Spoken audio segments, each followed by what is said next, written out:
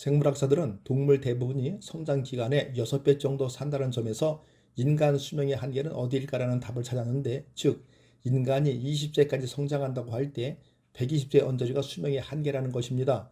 수명 연장과 장수 사회의 도래는 불로장생을 꿈꾸는 인간에게 분명 축복이지만 돈 없이 오래 살아야 하는 무전장수가 된다면 불행일 수밖에 없겠습니다. 요즘 돈 없이 오래 살게 될까봐 걱정인 사람들이 많습니다.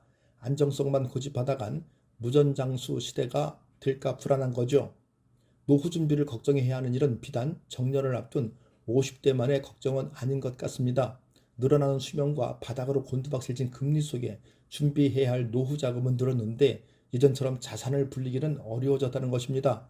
이러다 자칫 무전장수하는 것 아닐까 하는 불안한 생각이 드는 건 밀레니얼 세대도 마찬가지인가 봅니다. 밀레니얼 세대는 1980년대 초반부터 2000년대 초반 출생한 세대를 가리키는 말로 IT 즉 정보기술에 능통하며 대학 진학률이 높다는 특징이 있습니다. 반면 이들은 2008년 글로벌 금융위기 이후 사회에 진출해 고용 감소, 일자리 질 저하 등의 어려움을 겪은 세대이기도 합니다. 여태껏 일한 기간보다는 앞으로 일할 기간이 더 많은 탓에 이들은 노후 준비에 별 관심이 없을 듯하지만 실은 그렇지 않습니다. 당장 모아둔 것이 많지 않은 밀레니얼 세대가 노후 준비를 하려면 절약과 저축은 기본입니다. 하지만 그게 전부는 아니죠. 코로나 사태를 겪는 과정에서 은행 정기 예금 금리는 1% 이하로 곤두박질 쳤고, 이 같은 상황에서 돈을 그냥 은행 계좌에 넣어두는 것은 돈을 활용할 수 있는 기회를 잃은 것이랑 마찬가지이기 때문에 돈을 활용해 최대의 수익을 내야 하므로 주식이 됐든 펀드가 됐든 투자는 필수입니다. 그렇다면 우리나라 밀레니얼 세대는 금융투자에 대한 어떤 생각을 가지고 있을까? 밀레니얼 세대 10명 중 7명 이상이 금융투자에 대해 호의적인 자세를 보였습니다. 응답자 중 11%는 반드시, 64%는 대체로 금융자산을 투자할 생각이 있다고 답했습니다.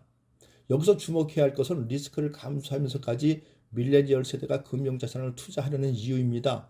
인생 후반전의 중년들도 숨만 쉬고 살아도 월 200 이상은 필요한데 지금 통장에 있는 현금만 갖고 퇴직해도 될지 걱정이라는 것입니다.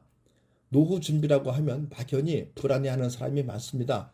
100세 시대라고 하는데 모자라면 어떡하지? 자식한테 손 벌리지 않고 살 만큼 충분할까 하고 걱정하는 것입니다. 인생 후반기는 수중에 돈이 있느냐 없느냐에 따라 삶의 질이 달라집니다. 그런데 은퇴 자산 준비는 본인이 어떤 수준의 노후 생활을 꿈꾸는지에 따라 천차만별입니다. 안정적인 노후 생활을 보내기 위한 핵심 원칙은 나의 자산 수명을 신체 수명에 맞게 탄탄하게 유지하는 것입니다.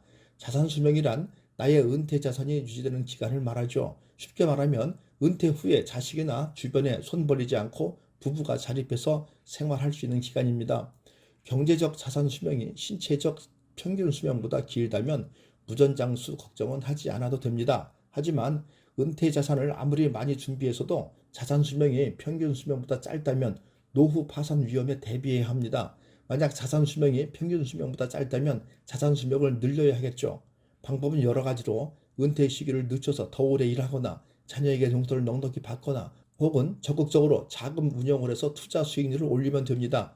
부동산 쏠림이 강한 한국적인 특성을 고려한다면 주택 규모를 축소하는 다운사이징 같은 방법을 활용해 여유 자금을 확보할 수도 있겠습니다만 부동산 시장의 붕괴로 이 또한 녹록지 않습니다. 노후 생활비를 줄이는 것도 자산 수명을 늘리는 묘수이지만 가계의 소비 성향을 줄이는 것은 굉장히 어렵다는 점은 알아둬야 합니다. 감사합니다. 굿라이프 인생 후반전의 마이스트로 닥터이였습니다.